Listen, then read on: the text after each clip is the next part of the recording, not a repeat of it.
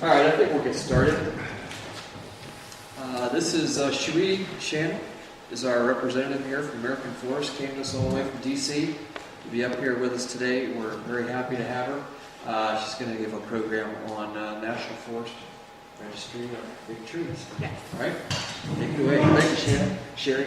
It's okay. It's spelled like Sherry, like my parents for that. Thank you so much for having me up here. Today it's a rare treat for me to actually be able to get out of the office and be outdoors and not wear a suit. So I really appreciate the opportunity that I get to wear blue jeans and running shoes today. So my presentation will be about the National Big Tree Program. It's a program that recognizes the biggest trees in the country. And it's actually one of American Forest's most popular programs that was established in 1940. So today I'll give an overview of American Forest, the organization and the work that we do, the role of big trees and their importance in the environment. I'll get into the heart of the presentation talking about the program and the National Register of Big Trees. And then I'll discuss a little bit about what we're doing right now as far as public outreach, as far as bringing awareness to trees and forests, and then the future of the program, moving beyond the publication and then building an outreach program. So American Forest was actually established in 1875 by this man, John Aston Water. He was a horticulturalist and a doctor, and he had an interest in trees, and this was a time period when we didn't really have foresters in the United States. And so he and a group of concerned citizens met in Chicago, and they had this conference, and they discussed the status of forestry in the United States. And so out of that started the American Forestry Association, which down the road we eventually became American Forests. Our current mission is to protect and restore forests, helping to preserve the health of our planet for all its inhabitants. And our vision is for a future world in which forests are thriving and valued, because we all know how important these trees are. American Forests, our new focus has been more so on forests, whereas just individual trees, because of the ecological services that forests provide, whether it be in urban areas, rural areas, in our neighborhoods. We want to not only plant trees, but we also are advocating for the protection of these trees and being visible in communities to make sure that we're all taking our responsibility to make sure that we have healthy ecosystems. We have 5 pillars right now of our work. We have forest protection and restoration. Most of that falls under our global relief department. It was started in 1988. And since then, we have planted more than 40 million trees in all 50 states in 38 countries. Right now, this year, we're projected to plant more than 5 million trees in the U.S. Part of this is due to the support of Subaru. They actually are planting trees in 49 states. So kudos to them. Public outreach includes our magazine, which is on the back table back there. It's free, so please feel free to pick up a copy.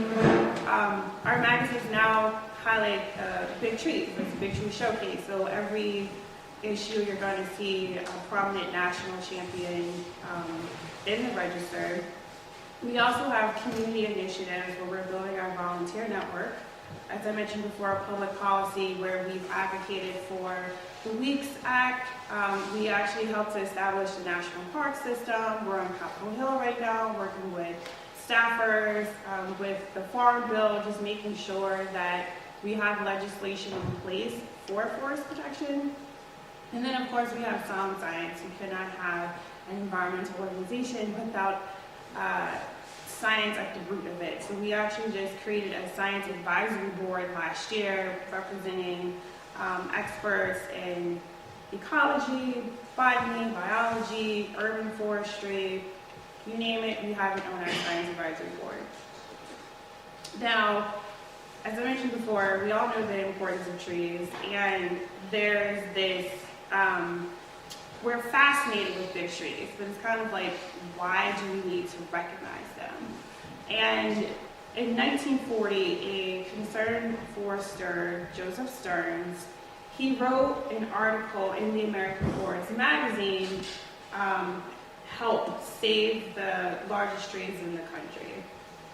And what he did was he started talking about his experiences and his ventures, traveling around the country, visiting the biggest tulip poplar, or coming across the John Doe who says, you know what, someone said that this is the biggest maple tree in the state. And these trees are being cut down at an alarming rate because of the war that was going on, because of advancement in housing, highway development, and even just the lack of forestry practices.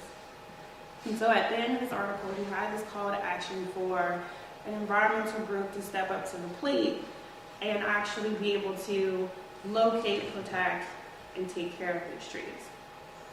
And as you see, the National Big Tree Program, as well as all big tree programs, is still in effect. It's been around for more than 70 years. It's extremely popular. At American Forest, it's actually the #1 traffic for the entire website outside of the landing page. So thank you to everyone who continuously visits our site. I get to take credit for that. And we have it in all 50 states, the District of Columbia. And a new thing, it's been used as a model for international programs. It wasn't until I was contacted by a guy, Derek McIntosh, in 2008 that I realized how big big trees were. And he said, you know, I've visited the Coast Redwoods, I've visited General Sherman, I've seen, you know, big leaf maples. I want to start the same thing in my country. And so I worked with him, and Australia, literally a year later, 2009, launched their own big tree program. 2010, I get a phone call from a guy in South Korea who says, we have something similar that we've based our program on using American Forest program. So I'm just like, we're in South Korea now. Okay. Well, it turns out there are big tree programs in South Africa, they're in Mexico, they're in Southeast Asia, New Zealand, it's everywhere. So American Forest is really happy that we have a big tree program that other countries are modeling after so they can recognize big trees in their countries. The National Register is an online publication that recognizes more than 800 of the biggest native and naturalized tree species in the country. This year in 2012, we will actually release the register twice a year, which is very exciting for us. So in the past, it was every 2 years. 2010, we made it completely online. 2011 was the first time we did update it every year. And so 2012, we're catching up to the rest of the state programs, and we're updating the list so that it's more frequent, it's current. As we've seen today, a lot of things happen to trees, whether they fall over, storms take place, and it's not fair that we're just now learning about these changes 2 years after the fact. So it's a biannual publication. So what makes a national champion? I was sitting through the presentation earlier and even on the walk today, and I'm familiar with the point system, but I'm not sure if everyone here is familiar with the point system. It's based on 3 key measurements: circumference in inches, the height in feet, and then 1/4 of the average crown spread. So as Bob pointed out earlier, it is possible that there are trees that are bigger within a species based on volume or other criteria. However, we say a national champion is based on total points for those 3 key measurements. And I want to point out that the young woman in this photo is Christina Hertz. And who recognizes what this tree is? It's the biggest tree in the world? The Sherman? General Sherman. So I thought it was really cute that she's hugging this tree and she's nowhere close to being able to back her own stuff. Who's eligible to be a national champion? As I stated already, there are more than 800 native naturalized species in the U.S. And one of the new developments is that we are moving away from Dr. Little's 1979 publication. 1979 was a very long time ago. For a young person like me, I was not even born then. So it doesn't make sense to actually have that be your key reference when you're basing a list on what's here in the United States. So we're moving towards new resources such as the USDA plants database and the IDIS databases as well. And this came about because we have Hawaii, who's part of the United States, and our rules once said it's only the continental US and Alaska. Hawaii is left here hanging out to dry. What do we do about it? Well, since I'm a program coordinator and I get to make a lot of decisions, I proposed to American Forest that they need to be a part of this list. We have to figure out a way. I know things have been done this way or that way in the past. We're moving on. We're making progress. Hawaii is officially part of this list. And they have 60 new species that are eligible for nomination. So even though a lot of the species added can only be found in Hawaii, if you're down there, you see something, go ahead and nominate it.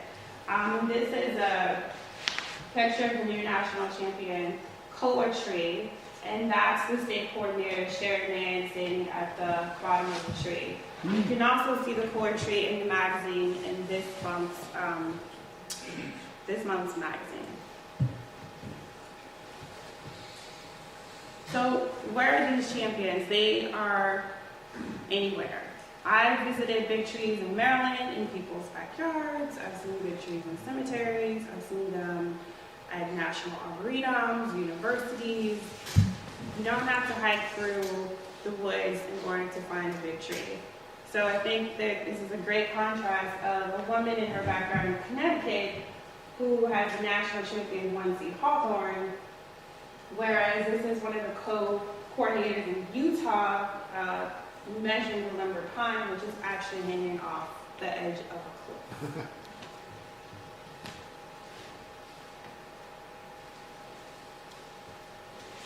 Big tree hunters, basically you guys are big tree hunters. These are people who are really into trees, and I'm like, I love you guys, but you are really into trees. And it's really cool, but at the same time, it kind of drives me crazy. It's like, no, I just found the biggest pecan tree, and I heard so-and-so in Georgia found the biggest pecan tree, and I'm sitting at my desk, and I don't realize that you guys know each other. So, you know, this is a perfect example. Dale and Bob, you may say something, and then I get a phone call in California, and someone's, well, actually, I was just out there with them, and I got these measurements. I'm like, okay. So big tree hunters play a major role in the program. I have pictured Gary Williamson and Byron Carmian. Those two guys have the most national champions under their belt at the moment. As of 2011, they have 44 national champions, and they hail from Virginia. This year, they actually found 7 or 8 national champions in North Carolina. So Jeff Kerwin, who's the state coordinator of Virginia, is not really happy about that because they're taking away from national champions in his state. And then we have Andy Sawyer and Noah Sawyer, who are the father and son team, which I thought is really cute. So for Noah, who's actually a teenager, he has 5 national champions to his name. So it just proves that it doesn't matter how old you are, where you live, what your interests are, anyone can find a national champion tree. And I'm also starting to learn myself how to identify these trees. So everyone out here, I'm encouraging you, please nominate a tree. You can be a big tree hunter as well.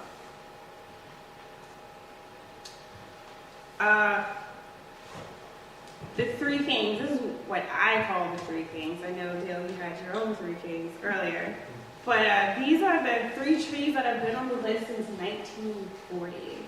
They're General Sherman, the Western juniper, and the Rocky Mountain juniper. And what's impressive about these 3 trees is that they have survived disease, pests, storms, hurricanes, and we all know it's a major feat for trees to survive any of these elements. So for them to be able to hold their championship titles since 1940, and chances are they'll carry them on for many, many years, is very impressive.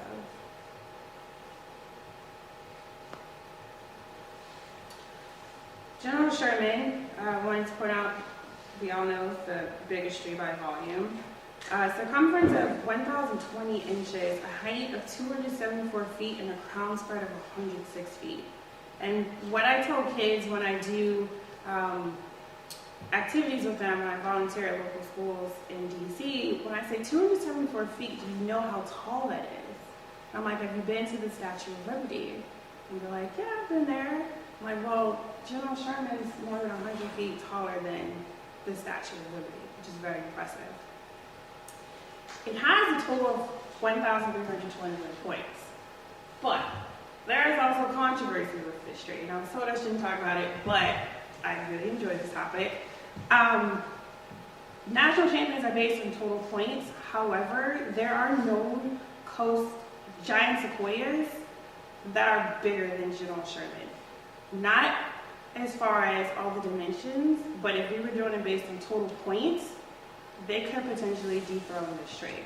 And I've talked to Bob Van Pelt about it, who's a big tree guy in Washington and all over the place. The man never stays still.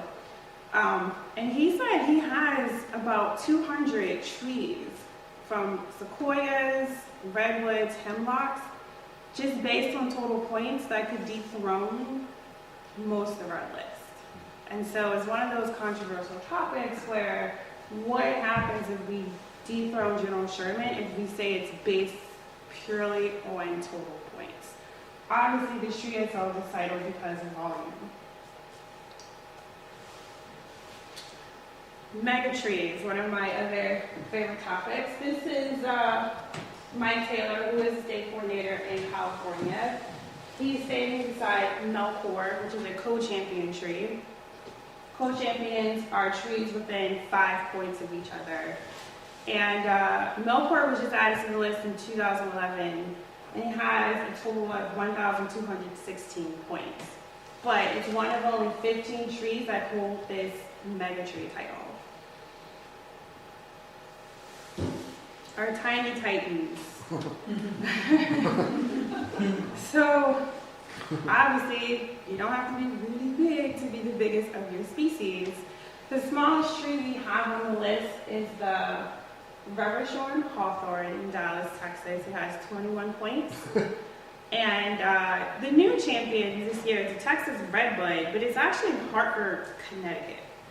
So someone planted this tree and it grew to be the biggest of its kind, not in Texas, but actually in Connecticut.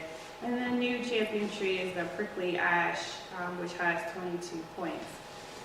And something I want to point out about these tiny titans is that we have special requirements. It has to be 9.5 inches in circumference, 13 feet in height, and of course a fully defined foliage for the crown spread. Well, there are trees that don't meet these specifications because of that's just how the trees grow. So American forest, we have to figure out, well, if I have a Rubber-shorn hawthorn that's 11 feet tall, and that's really how tall this tree is going to get, should we recognize it as a national champion? I believe we should. But then the rules say it has to be 13 feet. So there's kind of this gray area here of what a tree is, what our definitions are, but then what's actually out in the field and what we're finding. But I think these are two really cute trees, and they're still my tiny titans. Here's an interesting photo of the Kenai Birch in Alaska. Don Brunellette, the state coordinator out there, he was verifying this tree for me. It's actually at a middle school, a kaleidoscope school for arts and sciences, and a class of 4th, 5th, and 6th graders saw this tree, they measured it, and they submitted it to American Forest.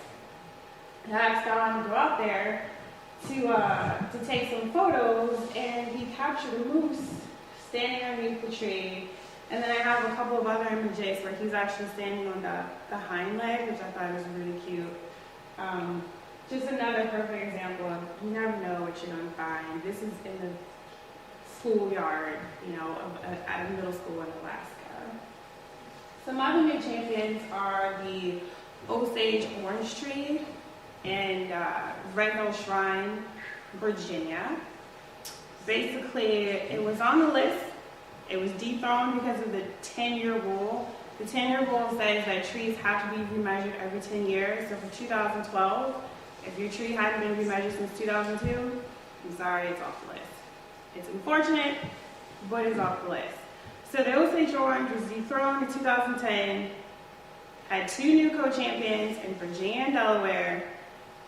Virginia said, oh, no, no, no, we're not having that. Remeasured their tree, bumped the other 2 guys off the list, and so they're champions again.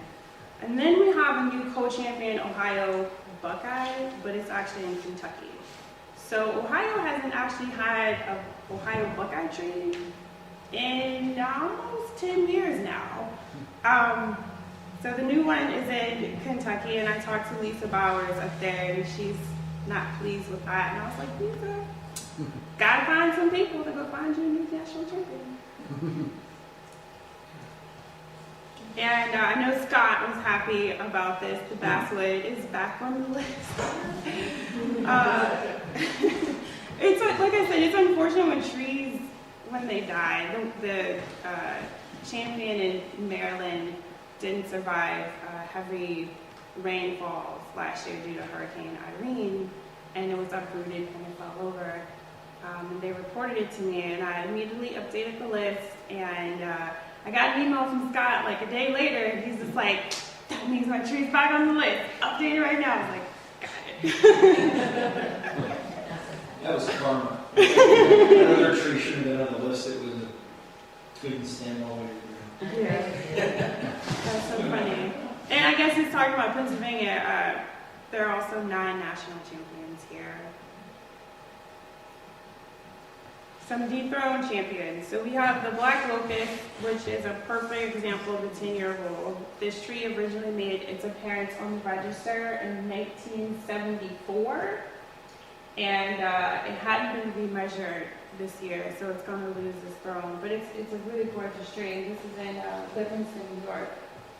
We had a rock elm over in Roanoke College in Virginia, and Jeff Carwin sends me an email and he says, got some news for you. It's like the rock elm is actually a Dutch elm tree. And usually I would be okay with that. I was like, thank you so much for letting me know. However, Jeff tells me this a week after I finalized the list of national champions. So everything got shifted around a little bit. But it does happen. Some trees are misidentified, and even the best of us has difficulty in identifying certain tree species. And then another great upset this year is the American elm. It relocates to Louisiana. So for a year it was in Tennessee, it was in Ohio, it was in Michigan, now it's in Louisiana. So this tree has not actually stayed in one place as a national champion for more than 2 registers.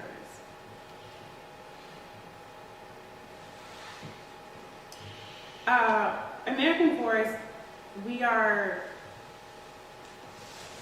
trying to make sure that everything we do brings an awareness for all of our programs. So I know the National Big Tree Program is important, the National Register is really important, but there's a question of how can we promote this so that it's reaching a wider audience. So you guys are here, and you're a perfect audience, you're tree lovers, you're really into big trees, you understand what's going on, but what about the individuals who may not have that fascination as well?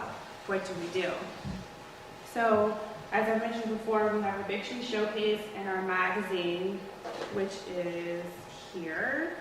And Tyler Williams, who's a writer for us, who's based out of Flagstaff, Arizona, he writes an amazing piece about the Bogachiel firs. He went over the river, through the woods, kayaked, camped out to remeasure the Pacific silver firs that Bob Van Pelt had originally nominated in 1999. They were dethroned because of the 10-year rule, but Tyler was great, and he spent a week out in the woods camping and hiking to go ahead and remeasure those trees. So check out that article in the magazine. We also have our forest files. You see here I have been standing tall founding giants, and this was when we highlighted Scott as the state coordinator of the month. Every issue of Forest Files, we highlighted a coordinator, a big tree hunter, or a prominent tree. So this month we focused on the Rio Grande cottonwood that perished last year due to the rock house fire. It was consumed over 44,000 acres, and it took about a month for them to put out or control this fire. And unfortunately, the Rio Grande cottonwood succumbed to this disaster. But like I said, every month we have some big tree piece that you can read about. We also have our Facebook page. How many of you are connected to Facebook? Raise your hands. I know you're on Facebook. Okay, don't hide out. We have a Tree Tuesday teaser on Facebook, and so we also have a big tree kind of a week. So this week it was the Kenai Birch, last week it was the water hickory, on and on and on. So we're always finding new ways to engage people and entice people about big trees, about trees and forests in general. And if you haven't liked us, go ahead and like us tonight. You can get on your phones. Don't wait for me to have to remind you later. Go ahead and do it now, and be a fan of the American forest. And then talking about the future of big trees. As I mentioned earlier, we have the issue with measuring guidelines, for example, with the tiny titans. What is the definition of a tree? We may have some run-ins with eligible species, what should be on the list, how they should be identified, who should be the people actually reviewing this. And this fall, we're going to assemble 2 working groups. One is going to be for eligible species, and one is going to be for measuring guidelines. But these groups will be comprised of scientific experts in their fields that will assess these issues, that will be able to answer questions so that it's easier for state programs and state coordinators to run their program. So if you're out, we're talking about multiple stem trees, someone in Pennsylvania may say, well, I think this tree should be measured this way, whereas someone from Michigan has a completely different judgment. We want to make sure that everyone is on the same page and they're consistent with how we are measuring these trees. Same thing with eligible species. Invasives comes up a lot, ornamentals comes up, new hybrids. It's like, what should be on the list, what shouldn't be on the list? And we're going to tackle those issues this fall. One of the public outreach activities that I will be coordinating are big tree tours. So just like today, we were outside, we got to look at the tallest trees, the Longfellow pine, for example. American Forest wants to be more hands-on. Even though we're a national organization, we still feel like we can be local as well.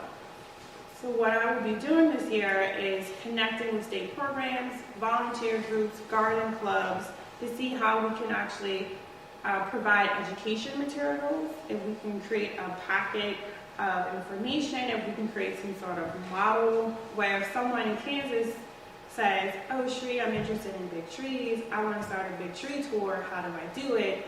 We can already have that information ready to go. We can connect them with someone so they can actually start their own effort in identifying big trees, culturally significant trees, historic trees, so that we're getting people outdoors and we're educating them not only about the importance of trees, but also individual responsibility for the environment. Save a Tree toolkits is something that's also in the agenda. I get those phone calls, and some of you may, well, Scott, I'm not sure. But, someone says, hey, I have a state champion in my yard, my neighbor is trying to cut it down. What do I do? Or I have someone who is spraying pesticides. I have this one woman, her name is Barbara, and she's battling breast cancer, God bless her. And she called me last fall, and she said, every time I go to treatment, my neighbors do something to my tree. They cut down limbs, they are spreading things, and she's like, how do I stop it? And I've done everything in my power to help her. But, how do we as an organization provide more protection for these trees. So we're going to create these toolkits. If someone visits our website or they contact me and they say, I want to be a part of a tree planting group, or I want to learn about my tree ordinances, American Forest will have that information on our website, so we can readily provide those resources and have an answer for everyone. And we don't have these, I don't really know what to do in your situation. We really want to be able to provide protection for all trees. Something that's exciting that's coming out next week is our big tree video. So yours truly will be the star of the video coming out talking about the program. We have the state coordinator for DC is in the video, Joe Howard, who from Maryland, who's a big tree hunter. And then we have the owner of a national champion tree. So the goal of the video is just to show what big trees are about, what the program is about, who's involved, how people can nominate a tree. And it'll be on our website next Monday, April the 23rd or the 24th, so stay tuned for that. And the video will also coincide with the launch of our National Register, which is next Friday, April the 27th. And then for education and outreach, I will be working on PowerPoint presentations. So if you guys wanted to have this workshop in the future, or if anyone wanted to do this, I'll have a PowerPoint presentation that's readily available for other people. We're working on podcasts, not just for big trees, but we're interviewing people about their work. Joan would be a perfect candidate for that, because we would love to get some sound bites and interview you and say, oh, okay, over forest, what goes on, yada yada. A lot of new media that's taking place, new website activities, interaction on the big tree section, new features. There's a lot of things that's trying to bring an awareness to the program, to American Forest, and then just bring everyone in to join our community. So I'm wrapping up my presentation now, and I encourage everyone to be a part of American Forest. It's a fantastic organization. You can become a member and receive our magazine. You can sign up for Forest Files, which is our newsletter. You can also stay connected with us socially, which is what I've mentioned before with Facebook and Twitter. And then we also have our blog, in which this month we featured teasers for the register. So every Friday you're able to see who the top states are, who the top 10 trees are, the smallest trees. You notice I didn't give you any of that information here because I will be in trouble if I leak that information out. But go to our website, our blog, you can see more teasers about the register. And then, as I mentioned before, it launches next Friday, April 27th, so I'm really excited about that. And that's it. Thank you so much for your time.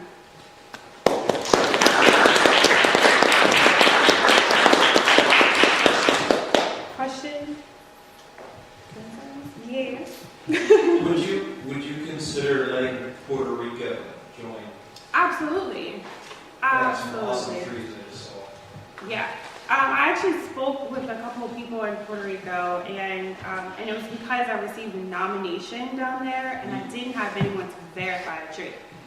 So I'm calling up state forestry people, what's going on, and it turns out that Puerto Rico has their own kind of big tree, champion tree program. Is it? They do. It's international.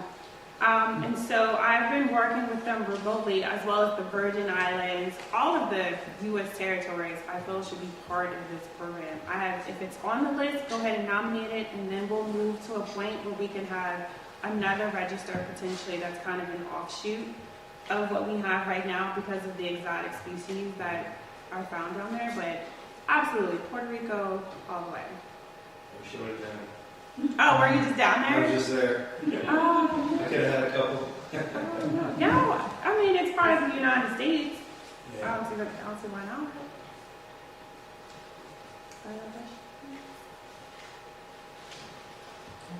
Yes. When do you intend to name the working groups or have them operate? Hopefully by the end of summer in August.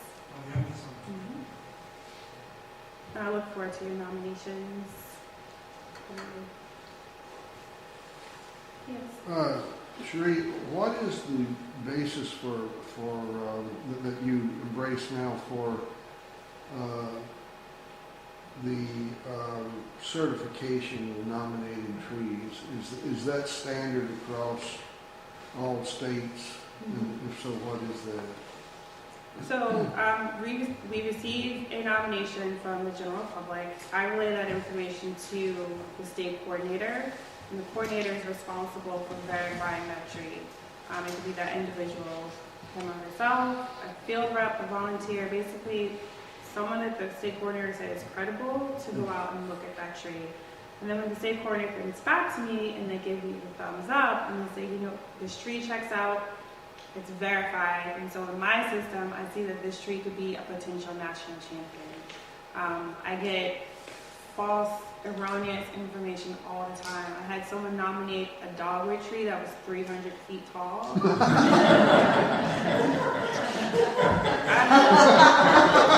Like, do they know how tall 300 feet is? So there definitely is a verification process. I remember when we got that one. Yeah. You came home and you were like, what is this crazy person? But that's another thing. We also are going to be requiring photos for all nominations, and so we can see what we're dealing with and we receive that information. I'm just gonna make a comment, and I know American Forest wants to be a credible organization.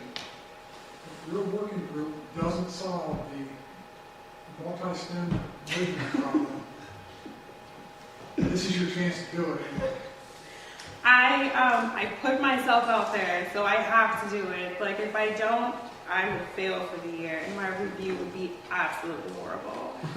So, yeah, that's on my list. Like, the register, working groups, solve this problem. But I'm really hopeful that the groups will be able to come out and have some sort of assessments or guidelines that everyone can use. And it's not going to be just this closed door section. I don't want anyone to think that it's not transparent, where people are sitting in a corner and they make all the decisions, and then it's like, hey everyone, this is what we decided. We really want all the state coordinators and volunteers and field reps to be as interactive with me and with this working process, so we can get all of the answers, or most of the answers, most of the questions answered.